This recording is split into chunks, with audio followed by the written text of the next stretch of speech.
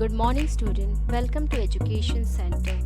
Today we are going to learn about Science Lesson 6 Green Plant of Class 4. Dear student, in this lesson we are going to discuss about leaves, parts of leaves, functions of leaf. Dear student, now what is leaves? You might have seen in your surrounding different plants of different shape and different sizes, right? And these plants have lots of variety, right? In our surrounding you have seen many plants and it have lots of variety. By seeing the plant of tulsi, you can understand that it is a tulsi plant. By seeing the leaf of rose, you can identify it is a rose plant, right? Likewise, whenever you saw a particular leaf, you can understand that this plant belongs to that particular thing, right? It may be rose, it may be banana leaf, it may be variety of leaves, right? Students, do you know why these leaves are green in color? Did you imagine? You might be. Why these leaves are only in green color? Why not in blue color or yellow or white? So you may think like that, no? So it is because of chlorophyll present in it. It is a substance that helps leaf to become green in color, and chlorophyll also absorb sunlight. Okay, that is why our leaves are green in color. Now parts of leaves.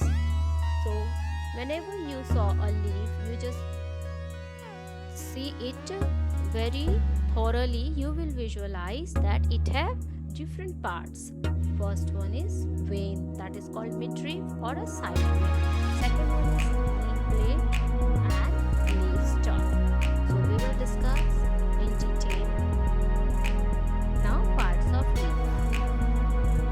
So what is leaf stalk? You might have seen the leaf, and whenever you pluck the leaf, you will see a leaf stalk. The part that attach a leaf to a stem is called a leaf stalk, right? It is attached to a stem. Now what is leaf blade? The flat portion or a flat part of a leaf is called leaf blade. You can see the figure, the flat portion of the leaf. The next is vein. Now what is this vein? A tube-like structure that runs throughout the leaf is called vein. You can see here, these are called vein.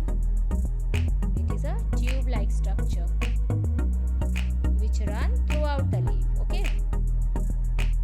Next is midrib. The main vein that runs from leaf stalk to end of the leaf is known as midrib. You can see from here, it is running from here to here. It is called midrib, right? Now side veins. You have learned what is vein. You can see all this vein, right? Main vein. Okay, these are all vein. You can see here, right? So some lighter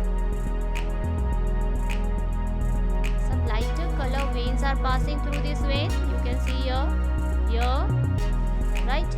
Like this you can see. Lighter color veins are passing. These are called side veins, right? So several small veins that arise from the midrib and run all over the leaf blade are called side veins. Now, what is stomata? So, whenever you take one leaf and just Uh,